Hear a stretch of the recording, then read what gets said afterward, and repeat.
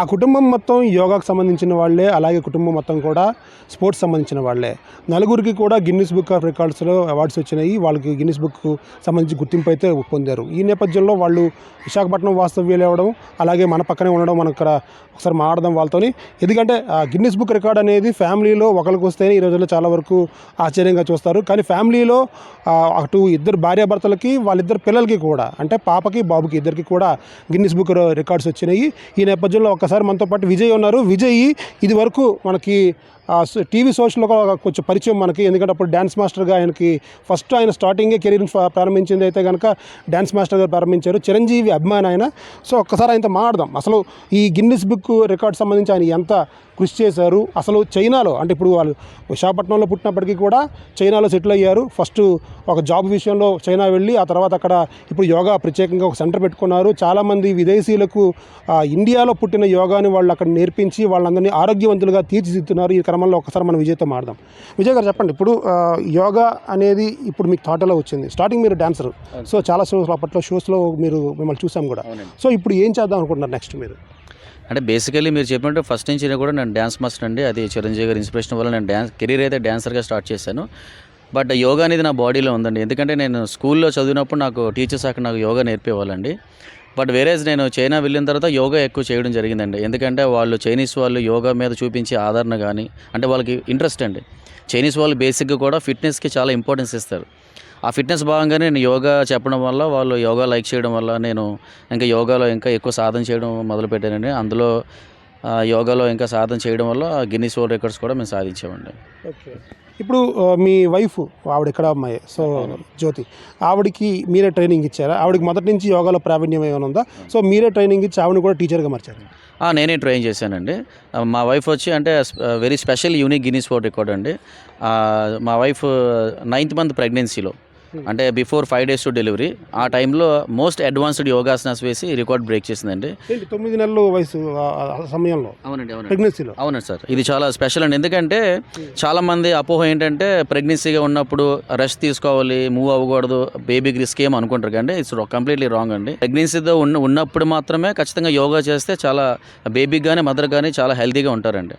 అంటే ఆ 9th month ప్రెగ్నెన్సీలో అంటే మరీ రిస్క్ ఏమో అని చాలామంది భావిస్తారండి. బట్ ప్రాపర్ గైడెన్స్ ఉంటే చేస్తే చాలా మంచిదండి. ఫ్రీ డెలివరీకి కానీ, లేదంటే మెడిటేషన్ చేస్తే కానీ బేబీ కూడా చాలా హెల్తీగా ఉంటారండి. అంటే ఇప్పుడు విదేశీయులు ఆకట్టుకునే టెక్నిక్స్ కూడా కొన్ని కావాల్సి ఉంటుంది కొన్నిసార్లు. జనరల్ యోగా స్టైల్స్ అంటే చాలామంది ఫాలో అవుతూ ఉంటారు. సో మీరేమైనా కొత్త టెక్నిక్స్ యూస్ చేస్తున్నారా, ఇంట్రడ్యూస్ చేస్తున్నారా? వెరీ బ్యూటిఫుల్ క్వశ్చన్ అండి. యాక్చువల్గా మన యోగా అంటే బేసిక్గా మనం హఠ యోగా మ్యాక్సిమం బేసిక్గా మనం చూస్తామండి. Ashtanga yoga, Hatha yoga maximum 95% of the people అదే చేస్తారు. బట్ నేను చైనా వెళ్ళిన తర్వాత నేను కొరియోగ్రఫీ చేశాను సార్ యోగాలో. అంటే ఇప్పుడు అందరూ బాడీ లెవెల్ ఒకలా ఉంటుంది కదండి. కొంతమంది బాడీ చాలా స్టిఫ్గా ఉంటుంది, కొంతమంది ఎనర్జీ ఉంటుంది. అంటే వాళ్ళందరి దృష్టిలో పెట్టుకుని కూడా మనం క్లాస్ డిజైన్ చేయాలి.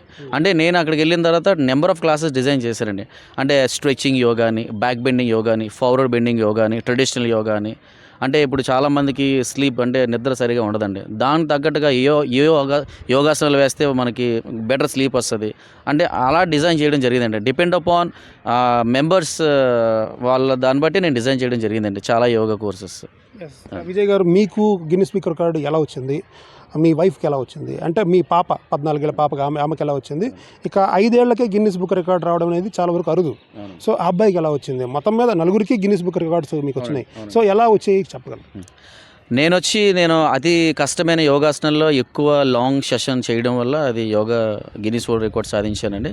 Not only Guinness world record, I also achieved in Nobel world record, Asia book of records and also Indian book of records. ఇందులో అంటే అష్టవక్రాసనం, మయూరాసనం, బకాసనం, శీర్షాసనం ఇలాంటి కష్టమైన ఆసనాలు అన్నీ కూడా ఎక్కువసేపు హోల్డ్ చేయడం వల్ల నాకు వచ్చిందండి.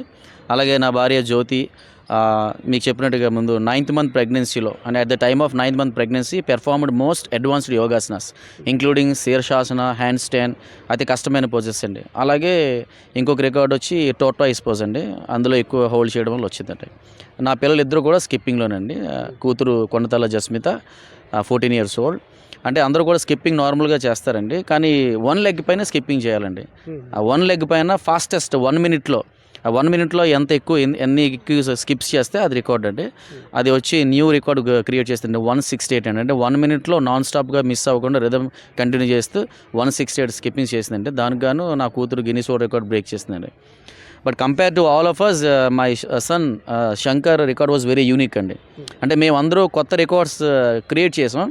బట్ నా శంకర్ వచ్చి రికార్డ్ బ్రేక్ చేశాడండి. అది ఎవరి రికార్డ్ అంటే ప్రొఫెషనల్ జపనీస్ అథ్లెట్ అండి. అతనికి ఆల్రెడీ 10 గిన్నిస్ వరల్డ్ రికార్డ్స్ ఉన్నాయండి. Is professional is a teacher. అంటే అతను చాలామంది ట్రైన్ చేస్తారండి, ట్రంప్లిన్ మీద కానీ స్కిప్పింగ్ మీద కానీ మార్షల్ ఆర్ట్ అండి అతను. అంటే నా కొడుకుది యూనిక్గా ఉండాలి రికార్డ్ అని చెప్పి నేను అది చూస్ చేసుకుంటే దానికి తగ్గట్టుగా నేను ట్రైనింగ్ ఇచ్చానండి 1 ఇయర్ నుంచి. అదేంటంటేనండి ట్రంప్లిన్స్ ఉంటాయి కదండి, ఆ ట్రంప్లిన్స్ మీద జంప్ చేస్తూ కూడా స్కిప్పింగ్ చేయాలండి. అంటే రెండు కూడా ఈక్వల్గా చేయాలండి. 1 మినిట్లో అది జపాన్ వరల్డ్ రికార్డ్ బ్రేక్ చేయాలండి.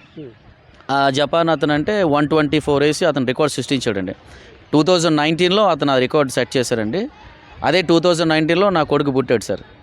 అదే రికార్డ్ని 5 ఇయర్స్ ఏజ్లో నా కొడుకు 129 వేసి అది రికార్డ్ బ్రేక్ చేశాడండి. అంటే ఒక 5 సంవత్సరాల ఒక మన ఇండియన్ అబ్బాయి, అది కూడా తెలుగు అబ్బాయి, చిన్నపిల్లాడు అండి, 35 సంవత్సరాల జపాన్ వాడు రికార్డ్ బ్రేక్ చేశాడండి. సో ఇది నాకు చాలా హ్యాపీ అండి. నేను గిన్నిస్ రికార్డ్ సాధించానంటే నాకు తెలుసండి what is Guinness world record. నేను దానికి తగ్గట్టు నేను ఎలా కష్టపడాలని నాకు తెలుసండి. బట్ 5 సంవత్సరాల పిల్లడికి తెలియదండి, వాడికి తెలియదు గిన్నిస్ వరల్డ్ రికార్డ్ అంటే ఏంటో తెలియదు, ప్రాక్టీస్ దాని తగ్గట్టుగా ఎలా చేయాలి, ఎంతవరకు చేయాలని తెలియదండి. బట్ బై గాడ్ గ్రేస్ వాళ్ళు పిల్లలిద్దరూ కూడా పేరెంట్స్ మాట విని, అంటే పిల్లలు చెప్తే చేయరండి, చూసి నేర్చుకుంటారండి. అంటే తల్లిదండ్రులు ఇంట్లో ఏం చేస్తారో అదే ఫాలో అవుతారు. పిల్లలందరూ కూడా రోల్ మోడల్ పేరెంట్సే. అంటే నేను నా వైఫ్ ఇద్దరు కూడా ఎక్కువ ఖాళీ సమయంలో మేము ప్రాక్టీస్ చేస్తుండడం వల్ల వాళ్ళు దానికి అట్రాక్ట్ అయ్యి మేము చెప్పిన తర్వాత ఎలా చేయాలి ఏం చేయాలని వాళ్ళు ఫాలో అవ్వడం.